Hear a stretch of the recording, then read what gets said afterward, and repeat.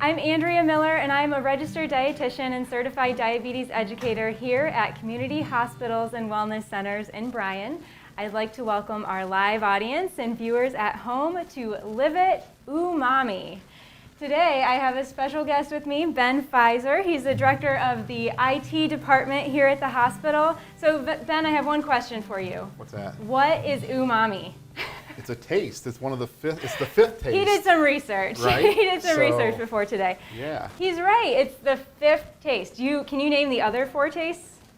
No. Oh, trivia question. All right, audience participation. Who can name the other four tastes? Sweet, sour, salty, bitter, and umami is the fifth one. So there's actually no word in the English language to describe what umami is. I believe it's of Japanese origin. And most people describe it as like a savory or meaty flavor. So actually, when we asked Ben to be the sous chef, he said, "Can we do something with meat?" So yes, in fact, we are going to do something with meat today, I promise. We're going to do a crock pot pork tenderloin. Fantastic. And then we're also going to incorporate that meaty flavor in our vegetable recipes today as well. So we're going to have a lot of fun with the umami flavor that we're using today. So, like I said, we're doing a crock pot pork tenderloin, and then the vegetables we're doing a grilled marinated mushroom skewer. So mushrooms have that umami flavor profile as well, that meaty profile. And then we're going to be adding the marinade. It has soy sauce. You actually have some options here. We can either do soy sauce, tamari, or coconut aminos, which I'll describe what those are here in a second. And our third recipe today is a foil pack grilled Brussels sprout. So we got some requests for like something you can do over a campfire. So that would be a great recipe. You could do that while you're camping as well. So everybody in our audience today, their take home is either tamari, which looks like this, or coconut aminos. So they're all very similar to soy sauce. The difference is, I'll start with soy sauce. This is the one that most people are familiar with. I believe Chinese origin would be the soy sauce. Soy sauce is traditionally brewed with wheat, so it's not traditionally gluten-free, although this one does happen to be gluten-free. So usually soy sauce is not gluten-free, but this one does happen to be. Usually it's brewed with wheat. Tamari is also soy-based. It's the Japanese version of soy sauce. It does not have any wheat in it ever. I guess some could be not gluten-free, so you always want to double-check that if that's something you're concerned about. I tried it for the first time. I should make Ben try it. I don't have I could make you try it. Yeah, absolutely. Whatever. But anyway, it has more of a pungent flavor, I guess, than soy sauce. And then coconut aminos, for people that are gluten intolerant and avoid soy, here's your option right here. It's made with the sap from a coconut tree blossom, I guess, a coconut blossom. They tap the sap, just like you would like a maple tree for maple syrup. And then it has sea salt in it. This is actually very low sodium compared to the soy and the tamari, much less sodium in this. So people that are following a low sodium diet, this would also be a very good option. So let's get started with our mushroom recipe. Right now we're going to use some fresh herbs in it. I have some fresh thyme. We're also going to use a couple garlic cloves in here. And I think for this one, let's go ahead and use the coconut aminos for this one. I'm going to give Ben the bowl and the coconut aminos. We're going to do a tablespoon of the coconut aminos in this recipe. And while he's doing that, I'm going to start taking the leaves off of my thyme. I already did a couple, but basically for thyme, you hold on to the top, and then you just carefully pull the leaves off, like that. And just right in here right now? Yep, You're right in ready? the All bowl, right. yep. Go for it. All right, so you need about a teaspoon of thyme, or a half teaspoon of fresh thyme, and maybe like a quarter or an eighth of a teaspoon of dried thyme, because you need less of the dried thyme. So I'm just going to go ahead and give that just kind of a rough chop. And we're also going to be using balsamic vinegar in this recipe. So I'm going to throw the thyme on in. And then I'm going to have Ben measure out some balsamic vinegar. How much of that do we We're going to do need? 2 tablespoons of the balsamic vinegar. And while he's doing that, I'm going to chop my garlic. So I always hit the garlic with the side of my chef knife. I've got to tell you, I'm impressed. The time, like I would have, like you knew how much that was off the knife. I would have had to find another utensil and Yeah, put it in and there and measure it you and know be what? all paranoid about it. So. Sure. Yeah, you can totally be flexible with the amount of time that you use in this recipe. Just kind of eyeball it to taste, I suppose. It looked like about a half a teaspoon to me, so I have that dietitian eye, though. Maybe I'll get better as the more I do this, Exactly, right? the more you So- cook. So I'm just chopping my garlic up. Ben, what you were saying you like to cook a little bit at home for yourself. What do you like to cook for yourself at home? Well, since it's just me, I might go buy a nice New York strip. So I do There a you lot of go. grilling, and then a lot of like crock pot tacos. Okay, so you're familiar with the crock pot. The research I did online basically said all you need to be a great cook is a crock pot. Yes. So I totally so, agree with I that. mean, I'm definitely familiar with a crock pot, but I would like to expand it a little bit because it does get old having the same stuff. Sure. So All right, we're gonna. that might be why I'm not married. I did not hear any I just comments heard that were something made. about married and So we threw in 3 cloves of garlic, and then a little bit of pepper. And again, this is something I'm just gonna kind of sprinkle a little eyeballing bit in, and then I'm gonna have Ben just take a whisk and whisk that together.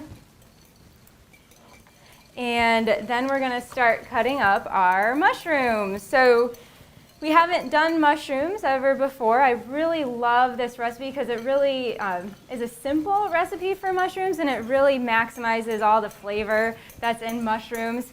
I love mushrooms. I come from a family that we grew up eating a lot of mushrooms, especially mushrooms that my parents would like go forage in the wild. So lots of mushrooms in our family. Really simple. All we're going to do is slice them in half, and then we're going to toss them in the marinade. So I promised Ben I'd let him use a right. chef knife a little bit, so everybody watch out. we'll see how this goes, huh? Yep, so we're just slicing them in half. You just need you don't want them too small for this recipe. Again, we're going to skewer these, put them on the grill. If they're too small, you're going to have a hard time putting them on the skewer. So we have about 2 pounds here that we're slicing in half. Again, if they're pretty small mushrooms, you really wouldn't even have to slice them in half. Just go ahead and put them in the marinade whole. Mushrooms are a good source of selenium and vitamin D. Some mushrooms are actually really high in vitamin D. If they're grown under certain lights, you can get nearly 100% of your daily value of vitamin D. And some types of mushrooms, they would be labeled that way, though. So, all right, what food group do mushrooms fall in, Ben? I'm assuming vegetables. Yeah, so most people think of them as a vegetable, but actually they're a fungus, Oh. so they're not even a vegetable. Gotcha. I don't know that that's a food group, though, is Okay, it? Fungus? not one of the ones that I learned in school, I don't think, so. So, yeah. All right.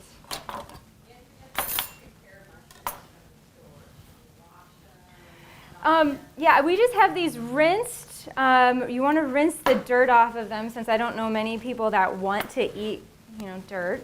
So rinse the dirt off of them, but you don't want to like soak them in water. You just want to give them maybe a light rinse to get some of the dirt off. Or some people even just take like a like a paper towel and rub the dirt off too. That's acceptable so you don't kind of waterlog them, I guess.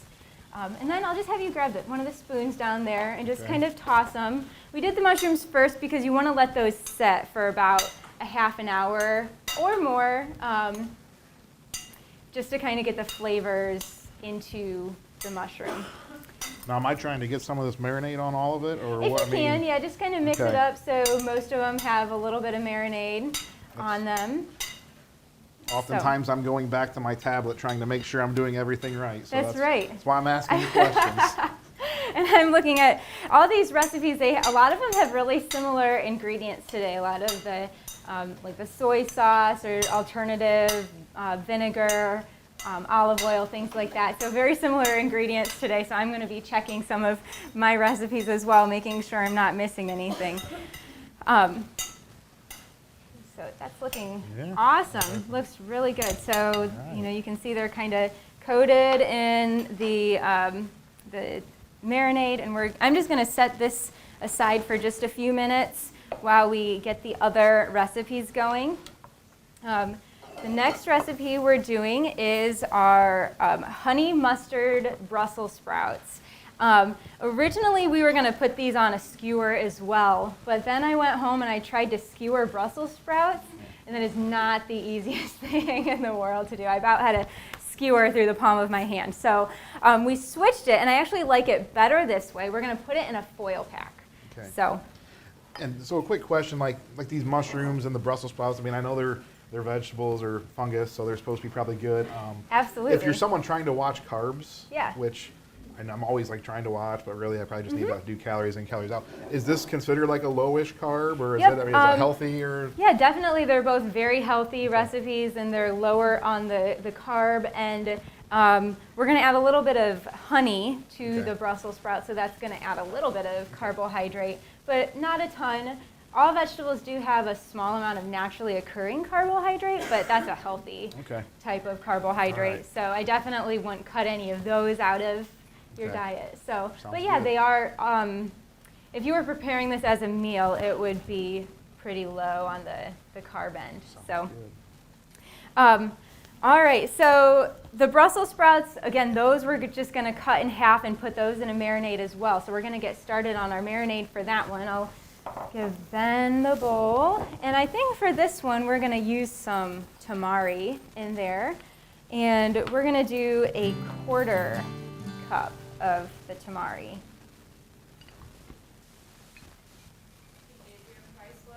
Mm-hmm. I think soy and tamari are pretty similar as far as the cost. I will be honest with you, I hadn't tried soy or tamari until today, so I haven't actually purchased that myself. But I think the last time I saw them, they were pretty similar in cost, maybe a little bit more expensive for the tamari. But I don't think it was a lot. So I know the coconut aminos are quite a bit more pricey though, running about $7.50 a bottle. And I did have to buy those on Amazon. So. Should I be wiping this stuff down? Oh no, you're fine. You're fine. No cleaning involved. All right. We're actually so now we're gonna. At home there's cleaning, I know. but okay. At home there's cleaning. Today you can get away with not cleaning up. Sounds good. We're gonna do 2 tablespoons of olive oil in there, and if you're trying to watch the fats, you can't always cut back. I think 2 tablespoons is good though. Again, olive oil is a healthy type of monounsaturated fat, so a little bit's okay in there. And then we're gonna do a tablespoon of honey. So I'm going to show you a trick. I'm going to have you use that exact same tablespoon there. I recently discovered this myself, and I was like, why didn't I think of this before? So I'm going to pour the honey right in there, the one that I had just put the oil in, and now watch, it'll slide right out, and none of it will stick. Ooh, impressive. Why didn't I ever think of that before? So you get all the honey, the full tablespoon in that recipe. All right, so we have the honey, and then we're going to do some mustard, because this is a honey mustard Brussels sprout slaw, and we're going to use a Dijon mustard with you can see like the whole grain actually in it. I'm going to use a different tablespoon for this one. Oh no, you know what? We might have to use a half tablespoons and do 2 of them. Oh. It won't fit. So we'll do a full tablespoon of the mustard. I don't know if I have a half tablespoon. Uh-oh. We can do 3 teaspoons too. Okay. 3 teaspoons makes a tablespoon. So yeah, do 3 of those. And again, this is something that if the measurements aren't exact, you're gonna be able to get away with it. You can kind of eyeball this a little bit. So, and then this is optional, but I really like it. I like spicy food, so I like a little bit of crushed red pepper in here. I'm just gonna do a pinch. Do you like spicy food? Yes, yes. Okay, so we'll do 2 pinches of crushed red pepper. All right. I think it gives it a nice flavor. And then go Do a ahead little and whisking. whisk that. We really, honestly, could use the same whisk for all of these, but. And then the Brussels sprouts, to trim up the Brussels sprouts, I usually cut like the bottom part off of it a little bit if it looks kind of brown. And then if there's any distressed leaves, I trim those off too, cut them in half. And then those are just going to go right in the marinade. So then I'll let you I'll take some of those. take some of those. All right. And if the outer leaves don't look that bad, just go ahead and cut them in half. Have you already cut the bottom part off? Or It I looks need to do okay. that? You can probably just go ahead and cut them right Okay. in half. Again, if there are any distressed leaves or leaves that don't look good, you can always just go ahead and take those off. But these all look pretty good. And again, these are washed, so you'll want to wash your Brussels sprouts. And these you can soak in water for a little bit. Be careful with Brussels sprouts. I got some recently that had like a bunch of little like worms and worm eggs in them, so they can get kind of in between some of those leaves. Not that they would necessarily hurt you, but just kind of look at them as you're cutting them up and make sure. Protein, yeah. Eating bugs is like huge. See, now I was like looking forward to trying this, and now I'm probably going to be leery again. So. You would see them. If they're Okay. there, you will see them. And again, it's just more protein, Ben. All right. More protein. Other cultures eat lots of bugs. It's going to catch on in America, too. You just wait.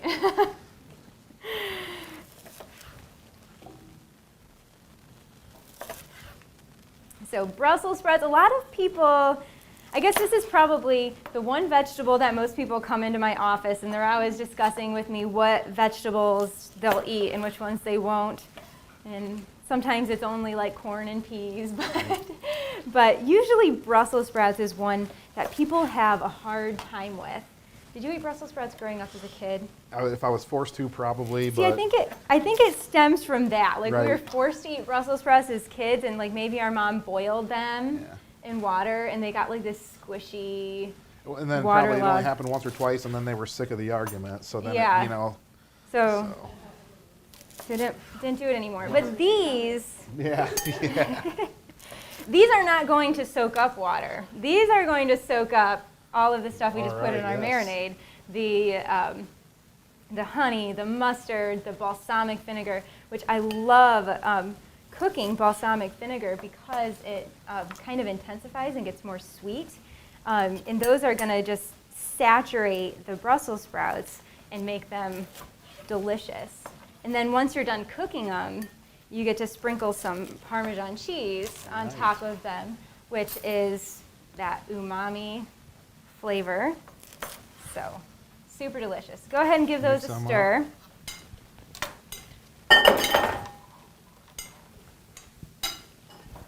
And I am going to grab a piece of foil. Now, at home, my foil was a little bit, I guess, the width wasn't as much, so I needed 2 pieces of foil kind of set in a cross to wrap around to make like a little package. But this is a pretty big piece of foil, so I'm just going to use 1 piece here.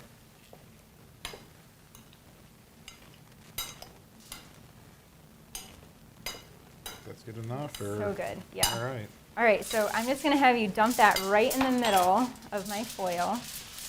Hopefully we don't get juice everywhere. Perfect. And then I'm just going to wrap it up like a little package.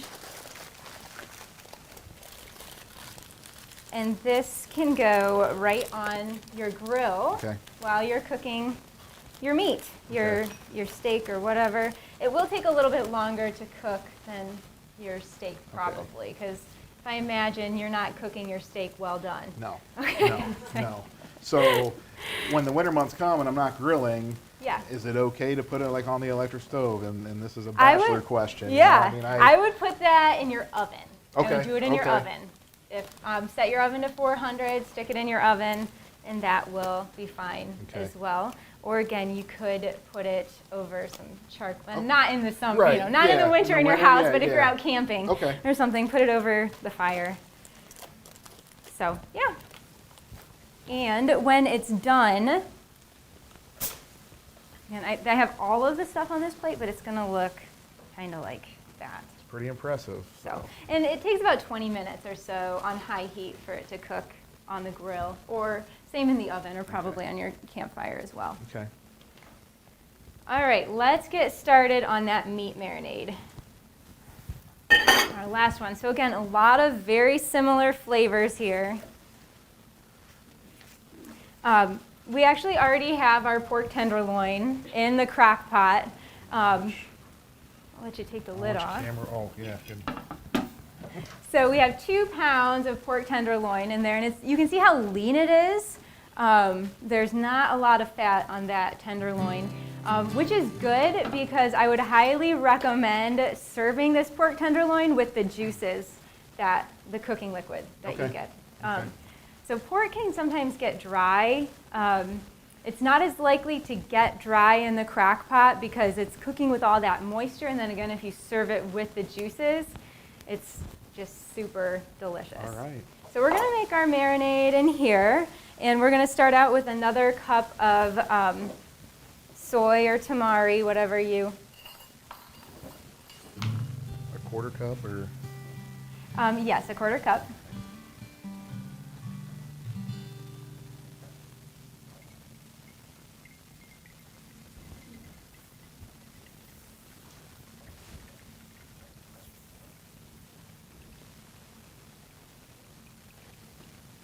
Coming out slow this time, huh? Okay, and then this one we're going to put yellow mustard in instead of the Dijon, and we need about 1.5 teaspoons and 2 tablespoons of olive oil.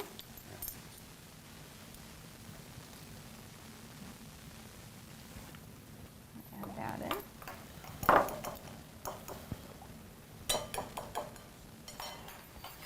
And then this one, to sweeten it up, we're going to use some maple syrup.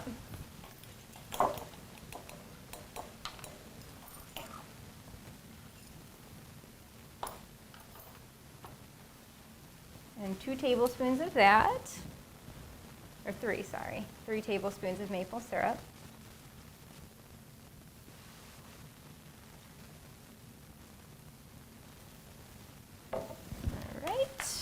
And then we're going to add some onion powder and garlic powder. So we need a teaspoon of the onion powder, which I had to leave the labels on this. Here's the onion powder. Okay, so we need a teaspoon of that. I think all my teaspoons are messed up. I'll give you mine. All right, thank you. And then a teaspoon and a half of the garlic, so we can kind of. You know what? Is just that pour probably that all a teaspoon? in. Yeah, go ahead and pour it all in. I look close enough. She taught me, right? We can eyeball it. So. And then I'm just gonna. That looks like about a teaspoon Yeah. and a half. We're just gonna dump that all in too. All right, and then we're gonna give that a whisk.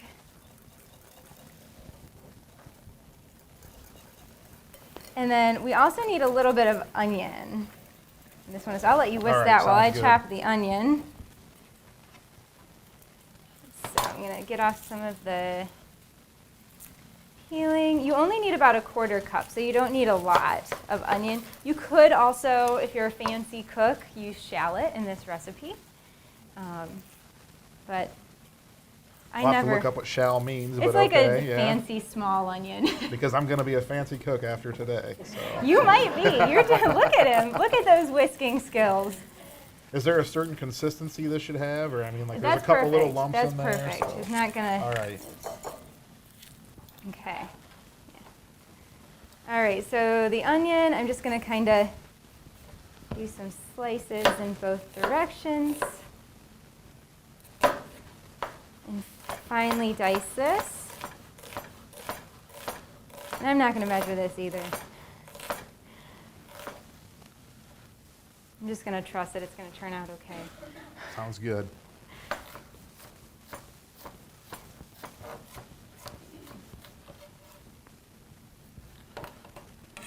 I'm just gonna get the onion in there. That's actually probably a little more than a quarter cup. So, okay. Then we're gonna Mix this around, yep, or stir that okay. together. Just have a Brussels sprout leaf in there. Okay. All right. So that's it. And then just go ahead and take the lid off first, and then pour it over the okay. the pork loin.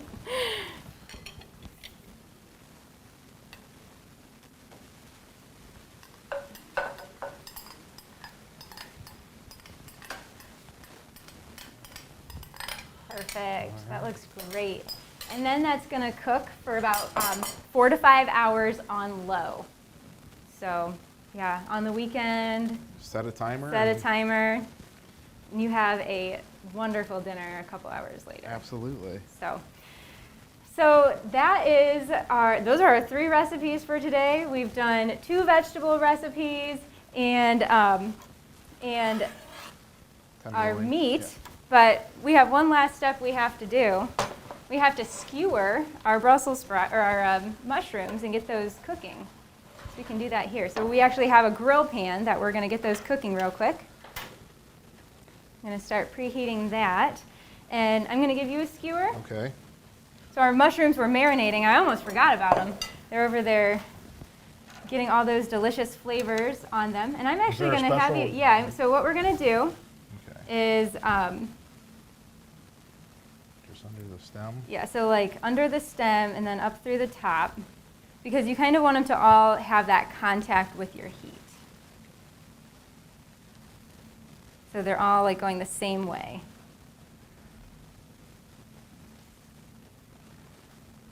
Perfect. And we're 30 minutes is recommended, but I won't make you sit here any longer to wait for them to marinate. So we're going to get them cooking. I am going to brush this with a little bit of olive oil, just so they don't stick. That is plenty hot. We're just going to do 2 skewers right now. Obviously at home you'll skewer them all. I'm going to put them cut side down right onto our heat surface. And you can kind of press them down. If you don't want to skewer, another thing you can do is just put them directly on your heat surface like that. Like if you have an indoor grill pan, that would be a really good option. Do you have an indoor grill pan? No. They're kind of nice. I recently got one and I kind of like it, but I did try to cook steaks on it one day. Wasn't the... It was not the best. Okay. Not the best. It was smoking. It wasn't the meat that was smoking, it was the marinade, and it set the fire alarm off. That's happened a couple times at my house, so don't And feel bad. That is why I cook with the crock All pot. right, yeah, so... Yeah, it was bad. I had to finish cooking the steak in the broiler, or under the broiler in the oven. So they'll actually probably cook a little bit faster if they're not on the skewers. But again, on the grill outside, you kind of want the skewer because it's going to hold everything together. Okay. And you don't want it to fall through the cracks of your grill. Oh, yeah. So yeah. So while that's cooking, I can show you what the steak the pork loin looks once it's cooked. And again, I'd recommend drizzling some of the cooking sauces over that. You know, again, our mushrooms are going to look like that when they're done. So we're going to let those cook away. While those are cooking, does anybody have any questions? It's okay if the plate doesn't look that nice, right? Right, Okay. yeah. Like we have these beautiful edible flowers. No, I don't expect you to go out in your garden and pick the edible flowers. But All right. yeah, you know what? All that matters is that you're getting good, nutritious, whole foods on your plate. And you know, as far as what they look like in the end, in my opinion, that's not so important. I think we can manage So, that. yeah. So great. So these are looking. Any questions from our audience? You can see these are kind of indoor grill pans do kind of smoke a little bit, but.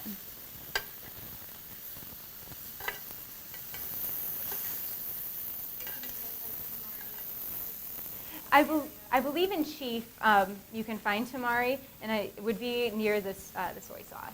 So in the same, it'd be right next to the soy sauce. So, yeah, any other questions? Let's turn one of these over so you can see. Trying to get some grill marks on here. Ooh. And I might find that I'm just going to use my hands. So you can see that some of them are starting to get that like caramelized brown. Definitely, like these have it. Okay. You can even take, we didn't do all the mushrooms here, but if you have some extra marinade, you can take some of that marinade and brush it over the top. So, and I noticed you were getting your fingers kind of in there. So one thing my grandma taught me, and I've taken with me for all my days, is if you burn your finger a little bit, you're just supposed to touch your ear, and it goes right away. So just keep that in mind if you I'm need going to. to have to try that the next time. Yeah, and it just works, or else I'm just, like maybe it's placebo, but. You know what my grandpa would say? What's that? Spit on it. Oh, well, okay. So. So. And if you touch your ear, you probably wash your hands or whatever, but it has seemed to work so far in my life. So, So either spit on it or Yeah, touch your yeah, ear, per the wisdom I of our like that. grandparents. Yeah. And the burn will go away. There you go. All right. Well, we'll let these finish cooking here. Did you want to try one, Ben? I will brave it. I usually don't eat mushrooms, but I will try one because hopefully it becomes a staple in my repertoire. I would let it cool. These are pretty. These are pretty well done. All right. But again, blow on it Let a little cool. bit. All right, yeah. And thank It's you not gonna burn my ear, so. thank you so much for coming, Ben, and joining me today. And thanks to our Thank you audience for having and me. our That was viewers great, at home. actually. So